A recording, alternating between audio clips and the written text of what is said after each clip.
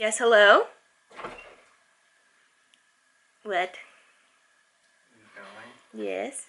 Good morning! Look, I did. I woke up like this.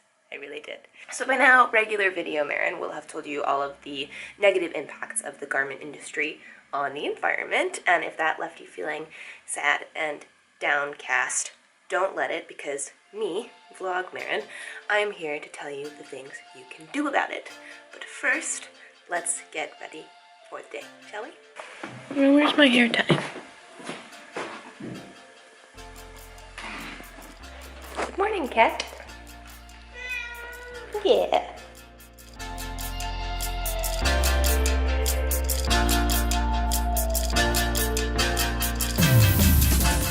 Let's put on some makeup. So while I'm getting ready, let me put you up a little higher. You're on top of a Harry Potter book and an Isabel Allende book right now. So while I start to get ready here, I'm going to talk about a couple of my favorite ways to consume clothing sustainably. So there are sustainable clothing brands out there, and those are brands that use recycled fibers, and that's like they use recycled rayon, recycled polyester, so they're not making new fibers. The only energy that goes into making the clothing is actually putting the recycled fibers together, so it's got much less of a greenhouse gas impact if you're working with synthetics. Or they try and source their natural fibers like cotton sustainably. They try to know exactly where it's grown, they try to grow it organically so it's not contributing pesticides, that kind of thing. So there's still an environmental impact to recycled clothing or ethically grown clothing, but it's substantially lower than industrialized, unsustainable clothing procurement. Often these brands will also, in addition to being environmentally sustainable, try and make sure that the way that they are made in terms of labor is ethical, so fair trade, or they're located in countries where the company can be sure that the labor practices are fair. But the main problem with that is that it means that the company has to spend a lot more money to make it that way. And in turn, that means that the clothing is a lot more expensive. So it's worth paying for that because you're getting, you know, a product that is much better for the world in terms of labor and in terms of environmental impact. But that's not like a viable option for like most people. So what are some of the other ways that if you're not like making serious bank and willing to drop like a pretty penny on sustainably sourced clothing, what are the things that we can do? So my favorite things to do are to buy secondhand. When I was living in London, my lovely friend Sarah, she is a huge advocate for thrifting and not buying new and going to, in England they call them car boot sales, where people are like selling things out of their car boot, which for Americans is the trunk. I guess we call them trunk sales here too, don't we? And she was so kind and filmed with me when I was still in England, almost like a year ago, honestly. I've been trying to make this video for forever. She filmed some clips with me where she tries on like her favorite thrifted items that she found at car boot sales, and she has this like fantastic style that she's chosen and has fulfilled with her thrifting choices. So I'm going to insert those clips now where she talks about why thrifting and buying used clothing is actually really fun and something that we should all try. You're so cute. Oh god. You're adorable. This is the haul. This is the haul bag. So all of the clothes here on top of my bra and these socks. Everything on the bed has been from the car boot. Oh, amazing. It's so nice. This is Kate Moss. What? And, yeah, it's pure silk. And the woman was like, oh, £6 because it's Kate Moss. And I was like, $5. And she was like, okay. Yes, please. Ooh. But this is a bit tighter. So I wouldn't wear this like on a normal day. Like I'd wear it if I'm going to dinner or like going out because it's quite tight and I like to move. This one's £5. Try that one on. This one's from Marks and Spencer, but it just feels vintage, like because the kind of style just is kind of, yeah. So yeah, I really like baggy things. So this is like one of my favourite jumpers that I'll just wear with like anything. I think it's so cute. That's when people started commenting on my clothes. And they never did that before with my clothes. Like, no one ever asked me about my clothes because they were just so boring. Like, from Topshop or Urban Outfitters, like, everyone knows what item you're wearing. You do right with, like, tights or something. Yeah, I love that one. That looks so good on you. I just love velvet. Like, anything velvet I see at the car boot, I'll be like, yes, please. I always felt like I was one of those people who could never find, you know, I was never good at finding nice things in secondhand places. Like, I was like, oh yeah, I'm not good at finding them. But if you go to these places, they're just so concentrated with good things that it's just like, you're bound to find like really good things. So this one, I can't remember. This one was £3. Yeah, so I can't remember if it's actually from Urban Outfitters. But it looks like a kind of Urban Outfitters thing. And yeah, you get it for £2 because people are just getting rid of their stuff. I think this one was £5 because I was willing to go up to the maximum for this. You'll be like, oh well, it's £1, so I'm gonna get it. And then you can be really creative with like how you incorporate that into an outfit. And I've never really been a fashion-y girl, you know, like I've always kind of just bought whatever everyone else is wearing. But ever since I've gone second-hand, I've like got way more into being more creative with how I dress, and I'm way more happy with how I look now. So yeah, pull this up a bit so you can actually see it.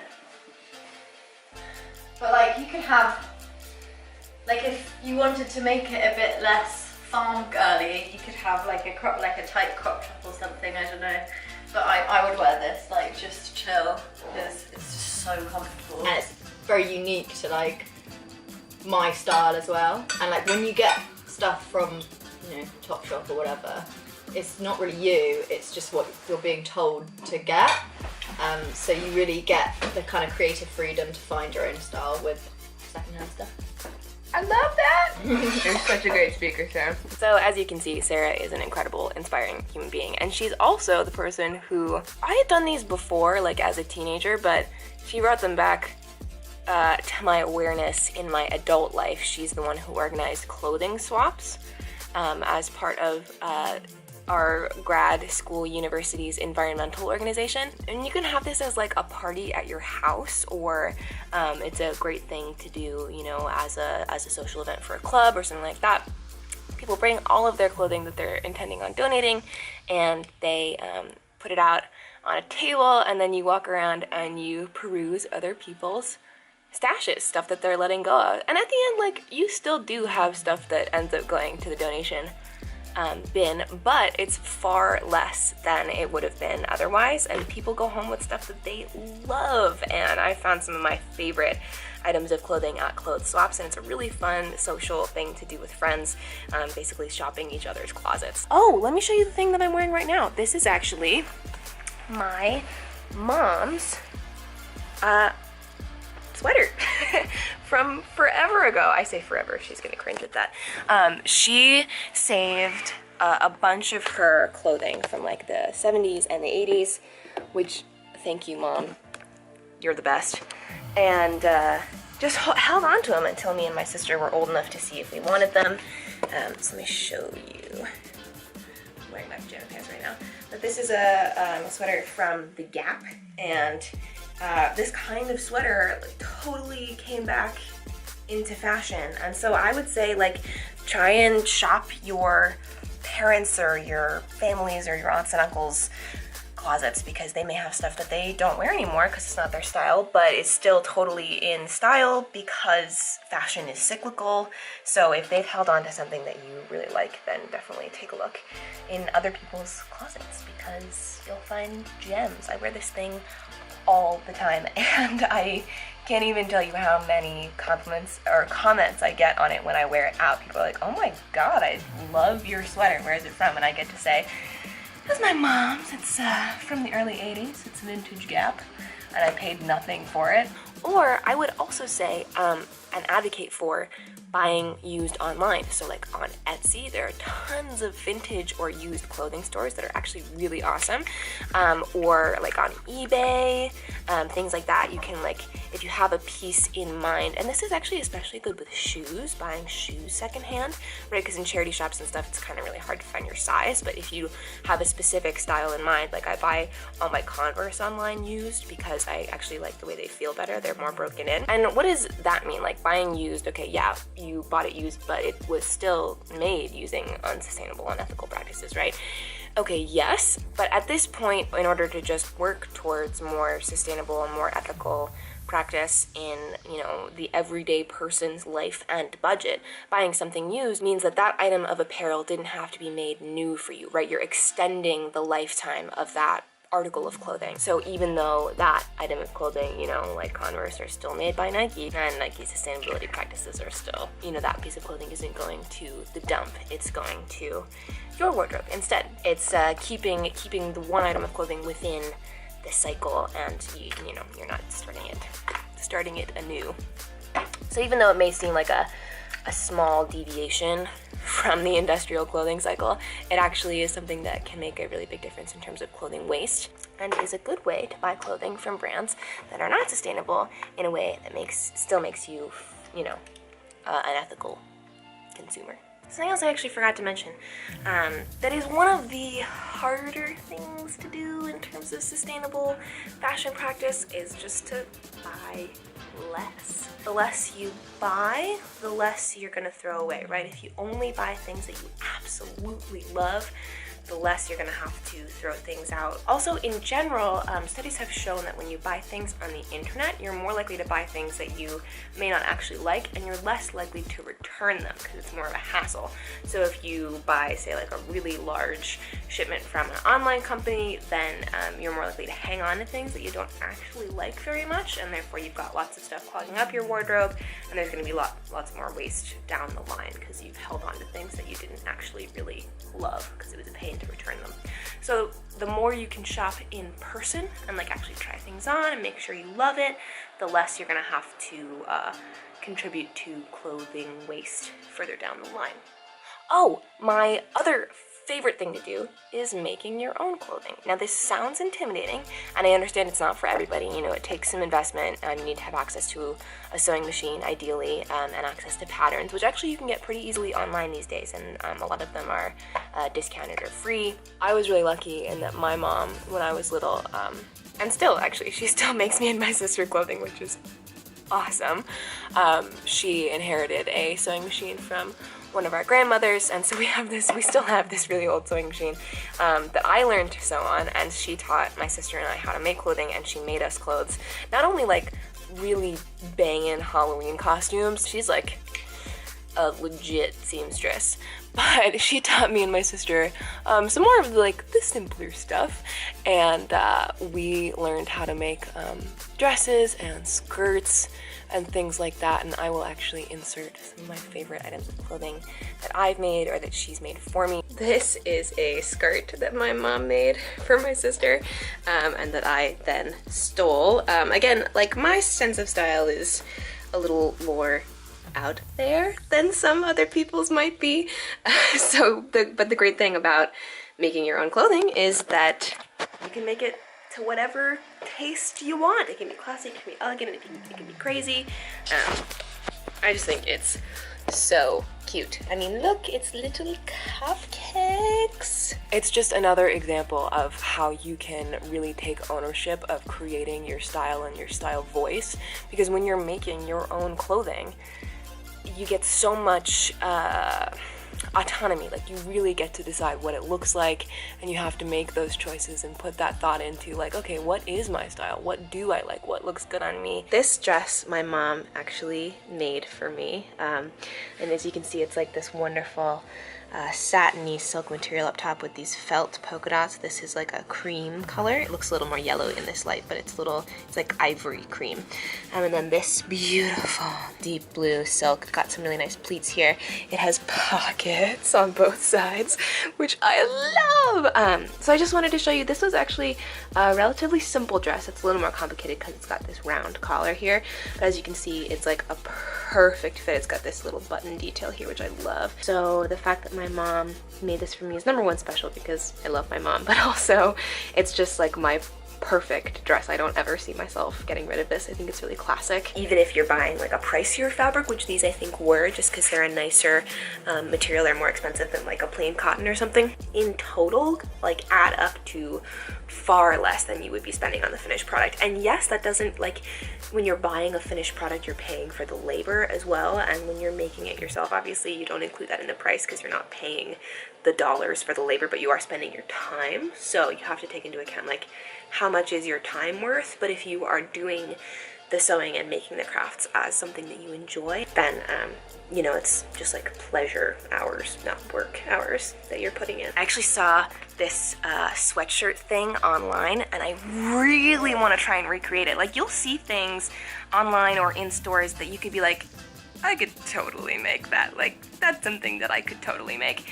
And so, you know, getting inspiration from things like that is a really good reason to go window shopping in places that aren't necessarily that sustainable.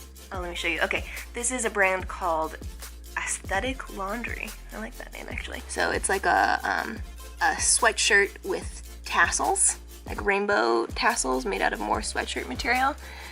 And I'm not saying it's like easy, but things like this can be really fun to like take a look at and be like, okay, how can I make this? And then it's a wonderful critical thinking exercise too. I know that sounds really nerdy, but it's a way to not only practice sustainable design and purchasing, but also and creativity, but also to basically become like an engineer. You know, sewing is a very creative outlet, but also takes a lot of planning. But ultimately is incredibly rewarding and challenging and something really fun. And then by the end of, like, when you have a product that you've made with your own hands and you've picked the fabric and you know you love it because you got to pick everything involved in it, then it's something that you hold on to for like way longer, I think, than you hold on to things that you bought in a store, because it means a lot more to you and it's exactly what you want and it fits perfectly, usually. So this is actually something that I'm gonna try and make, and I think at some point I will maybe do a vlog where I try and make some things. I just remembered one more thing on the way home. There are some really awesome role models for sustainable fashion online, one of whom is Emma Watson. She has a fantastic personal Instagram account, but also she has an Instagram account called The Press Tour, where she posts all of her outfits that she wears like on red carpets and to interviews and things. And obviously they're like designer clothing that is like not that tenable for the average human being to purchase, but it's cool to, she, like, in the description of the, or in the caption of the photo, she writes, she or an assistant or whoever, I would be surprised if it's actually her, but they write a bunch of information about where the clothing came from and how it was made, and it's very informative and interesting, so I would check that out. Okay, sorry. It's editing Marin popping in one more time, this time on my phone. Sorry if it sounds or looks any different. To give you one more thing that you can do, especially when you're like cleaning out your wardrobe and trying to get rid of things that you don't want or use anymore. If you don't want to donate them or give them to a friend, you can have them made into a t-shirt quilt. My incredible friend Megan, I will link all of her social media down below. You can send her or someone like her, I think there are a couple companies that do this too, all of your t-shirts that you like don't wear enough to justify having them, but you could not get rid of them. I had so many that I was sentimental about, and you can have them made into a quilt. I mean, and look how big this thing is too. I actually supplied her with the material because I had this like soft felty thing because I was going to try to do this myself, but then I just ended up not having time, and I know that she does such a good job. So I've got like all my favorite musician t-shirts. Got Florence the Machine here, Florence the Machine here, Florence the Machine here, towards the machine here. I don't have a problem. You have a problem. This wonderful, amazing t-shirt that my friend Emily screen printed for me. Le Petit Prince. I had a t-shirt of Le Petit Prince, which is one of my favorite books of all time. And a couple just other sentimental things, like some of my exercise t-shirts from college when I worked on the fitness staff there. This was like one of our staff shirts. That was kind of like an inside staff joke. So yeah, some fun things you can do with older and unused clothing that you still want to hang on to, just so it's not like junking up your drawers, but that you can still have it and repurpose it for, you know, it to have another life. Okay, that's it. I promise. That's all. I'm done. Goodbye. So what have we covered? We've covered buying used, whether that's thrifted or buying something like specific that you're looking for used online. We've talked about making your own clothing, and we've talked about clothes as well. Tell me about your favorite way to practice ethical and sustainable fashion choices in the comments below. Let me know what other kinds of videos you might like to see in terms of environment and sustainability. Thank you for watching. Please subscribe, and I will see you next time. Bye.